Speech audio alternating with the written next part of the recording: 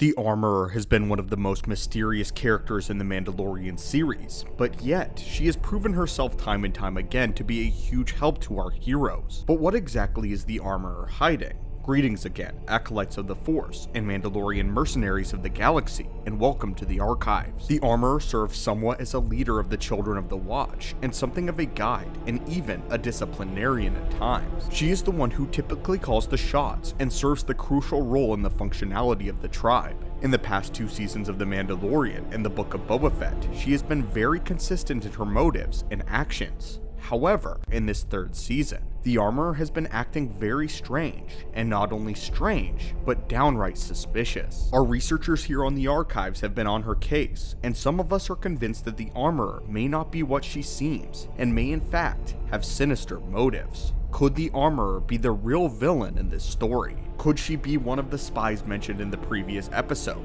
Is she the crafter of Moff Gideon's Mandalorian armor? And is she working alongside him? We will be exploring these questions and providing our own prosecution against the Armorer in this holocron. But before we open up our case file, we notice that many of you who are using our forges have not yet joined our tribe. So if you enjoy these daily holocron uploads and want to be notified of them when we post, be sure to take the oath and blast that subscribe button. This is the way. Now, let us begin. It seems almost ludicrous to suggest that the Armorer is actually working against our heroes in the shadows, but there are several things that just don't add up, and even more things that point to the Armorer being the orchestrator of Bo-Katan's demise. The very first thing we have taken notice of is how differently the Armorer has been acting this season. First off, she accepted Bo-Katan into the tribe despite knowing that she isn't a follower of the Way. There is something to be said about her having bathed in the sacred waters of Mandalore and not having taken off her helmet since then. However, the Armorer has always shown that she believes herself to be the arbiter of who is and who is not a Mandalorian.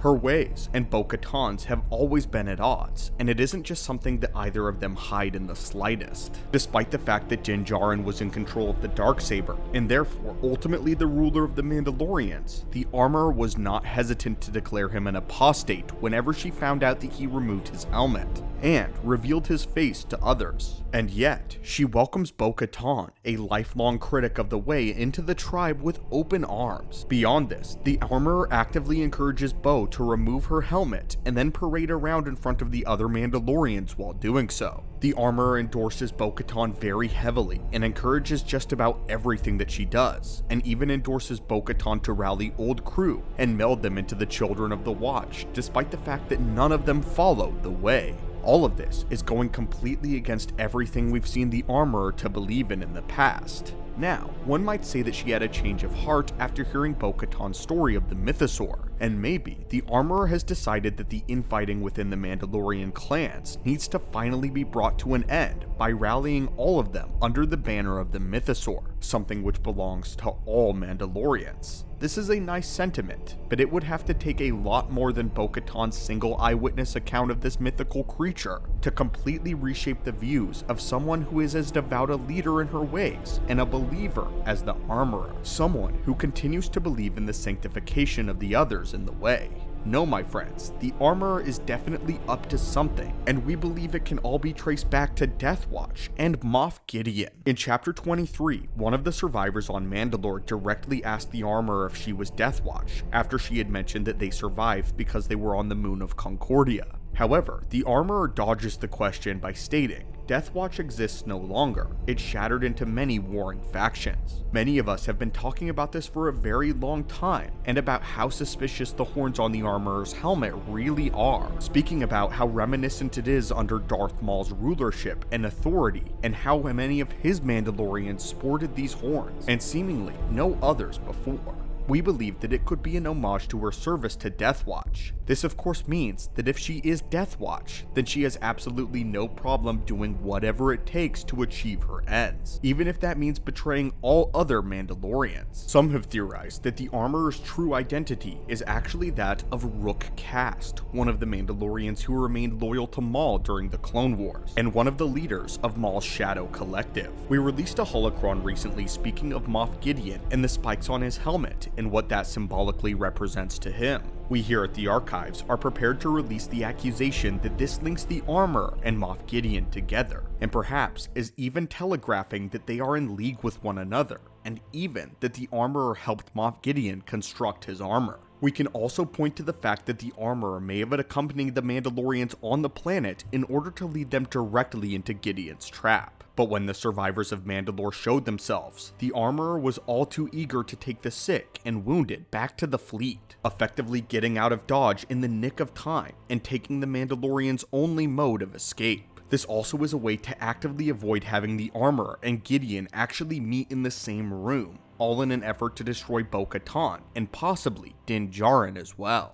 But why? Why would she do this? What are her motives possibly for destroying all of the Mandalorians present here? And what is the motives behind this Machiavellian plot? The answer lies in the way, or more specifically, those that follow the way. It is possible that the armorer is allowing Bo-Katan to rally all the Mandalorians into one place so that the armorer can swiftly bring an end to all those who do not follow the way.